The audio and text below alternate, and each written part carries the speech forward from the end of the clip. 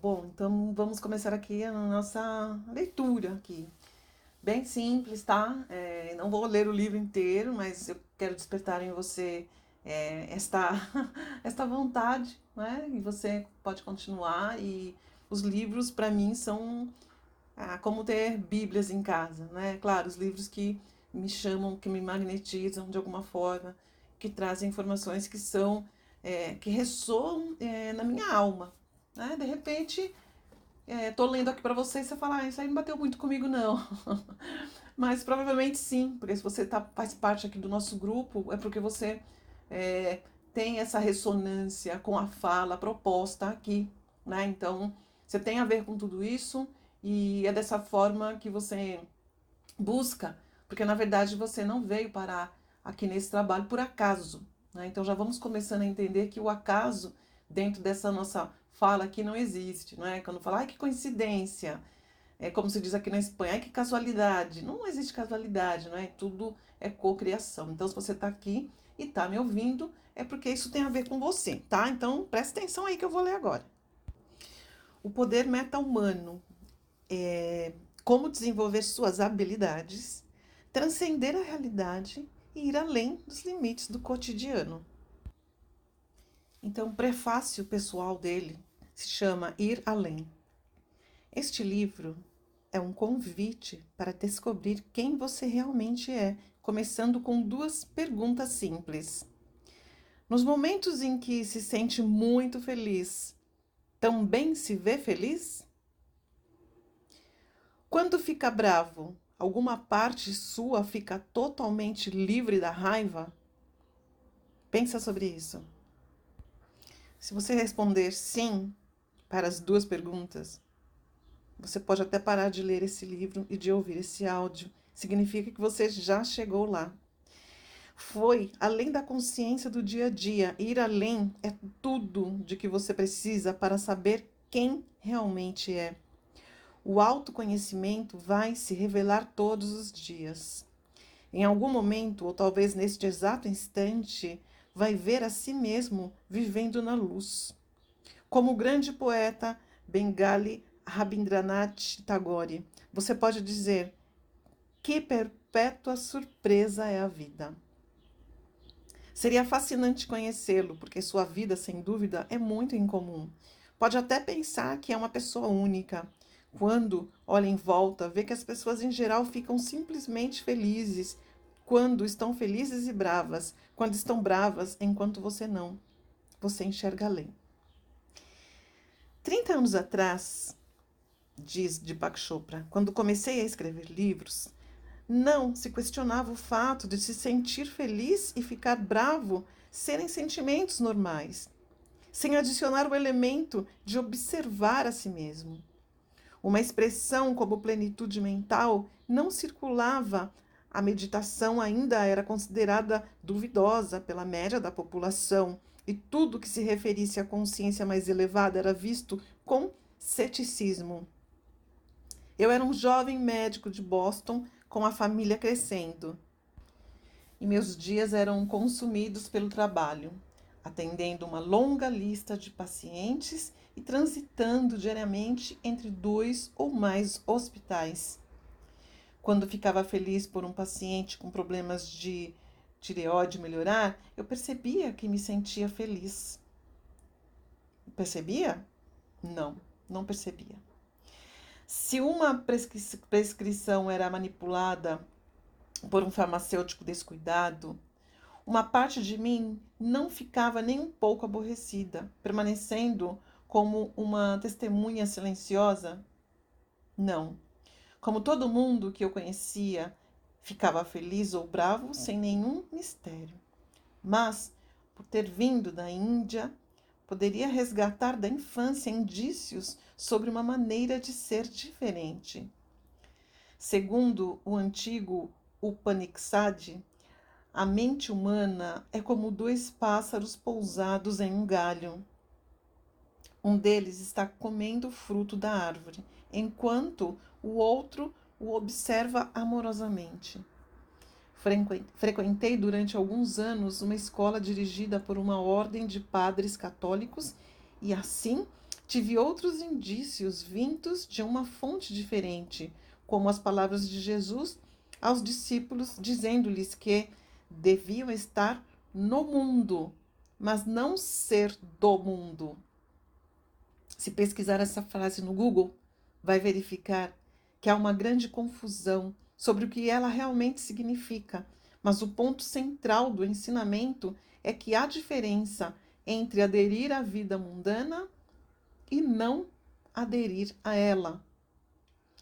Quando não adere a ela, Jesus ensina, de algum modo, você está com Deus. Gostaria de poder dizer que esses indícios sobre consciência mais elevada me impactaram e marcaram minha vida. Mas isso não aconteceu. Eu as guardei na parte de trás da minha mente, jamais recorrendo a elas na minha vida atribulada e estressante. Não evoluía em mim a consciência sobre a verdade com V maiúsculo de que eu, assim como toda a humanidade, trago em mim o mistério da existência. Essa é a razão por que Tagore se sentia permanentemente surpreso.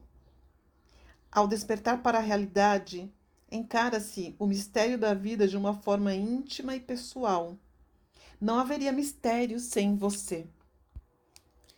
Em uma ou duas frases, dei alguns passos de gigante, sei disso. Há uma enorme disparidade entre as coisas que alguém precisa fazer em um dia.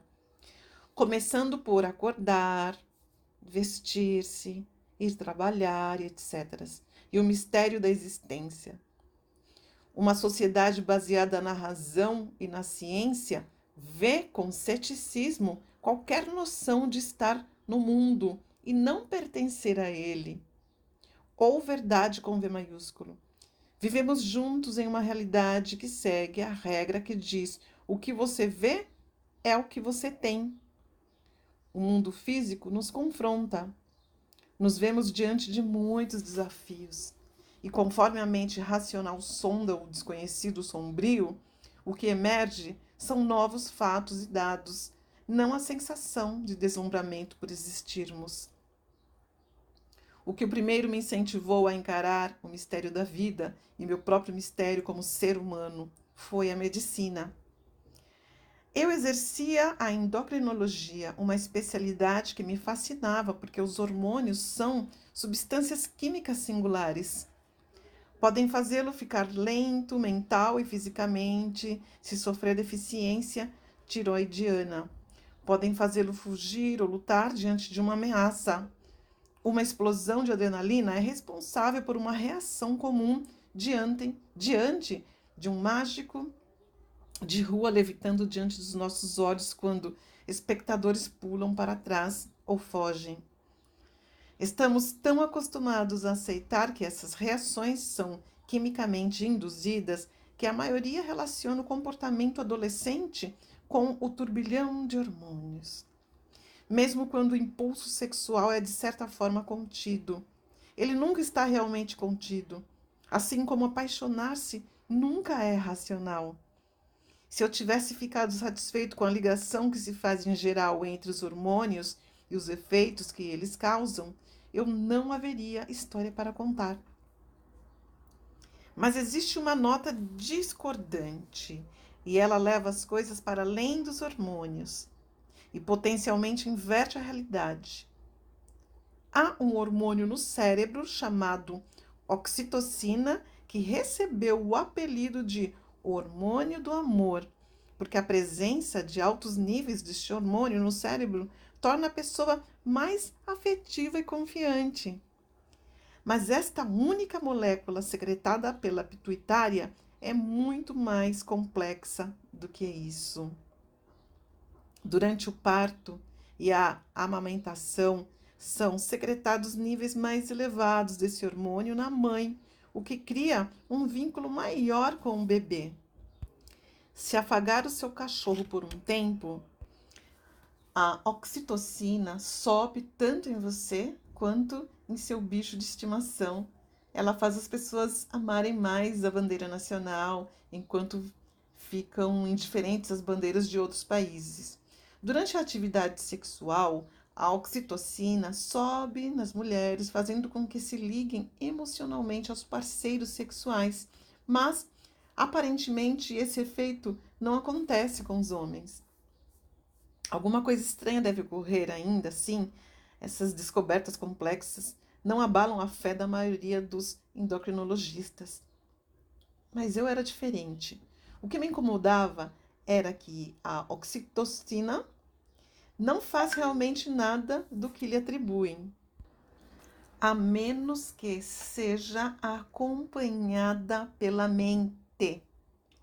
Uma mulher não sentirá mais afeição por um parceiro sexual caso se sinta coagida, ameaçada, enraivecida ou simplesmente distraída por algo mais importante. Sua oxitocina não vai subir se acariciar um animal de que não goste. Não vai amar a bandeira do país se for obrigada a saudá-la por um regime autoritário. Já me deparei com o efeito explosivo da conexão mente-corpo. Era como se fôssemos duas criaturas. Uma era um robô, que pode ser programado por substâncias químicas, e a outra, um agente livre que pensa, reflete, decide. As duas criaturas são aparentemente incompatíveis. Não têm o direito de viver juntas, embora vivam assim como refletidas na configuração do sistema nervoso. Uma parte opera automaticamente, permitindo que a vida siga sem que se pense a respeito.